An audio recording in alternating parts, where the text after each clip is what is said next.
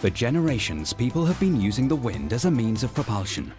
Whether it's sailing on water or flying in the air, wind is in plentiful supply, especially along the coast.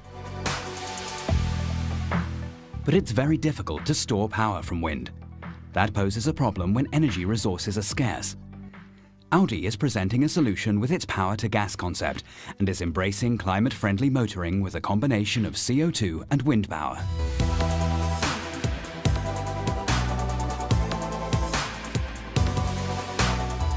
Tom Christensen explains this unique concept. Last year, the Dane made motor racing history when the Audi team took first and second spot in Le Mans with hybrid technology in the R18 e-tron Quattro.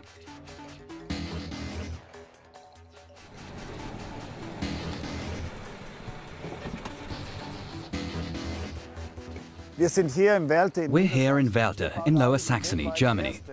It's here that Audi is building the world's first industrial plant to produce synthetic methane from excess electricity. The technology is called power-to-gas.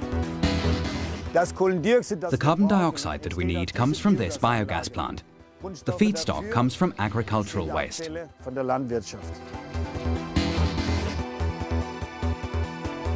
This part of the plant is called amine purification. It's where the carbon dioxide arrives. It's cleaned and dried, and is then ready for the next stage to produce e-gas.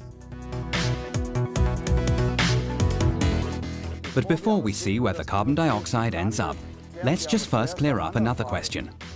What actually happens with the green electricity used here that comes from the wind power generators? We're here with the electrolysis process, where the hydrogen is generated. You can see how it works here. We're all familiar with the little experiment from physics at school. The hairdryer simulates the wind off the North Sea, making the windmill turn, and the power flows through these two electrodes. It's at this point that the water is split into hydrogen and oxygen. There you have electrolysis. And what's bubbling away here is hydrogen. That's what we need for the next stage. The crucial stage happens in this section of the plant, the methanation process. The two basic substances, i.e. hydrogen and carbon dioxide, react with the help of a catalyst to create methane. In other words, synthetic natural gas.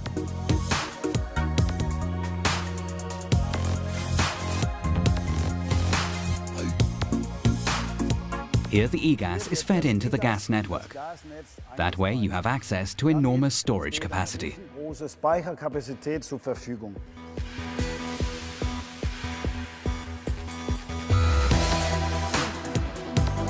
And whenever the North Sea wind blows in abundance and you have an excess of electricity, the plant comes on stream.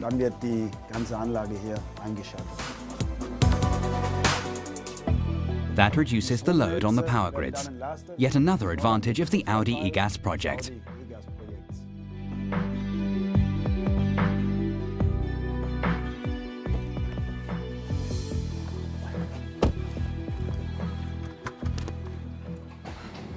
And the best thing of all is that we're putting sun and wind into the tank with the A3 g-tron, providing us with climate-neutral mobility. Bye for now.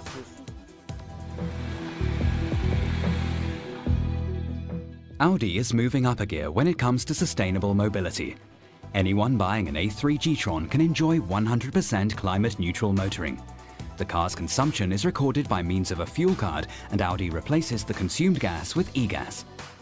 That means in future there'll be 3 types of mobility using wind power: sailing on water, gliding in the air, and driving an Audi g-tron. Power to gas, an Audi innovation.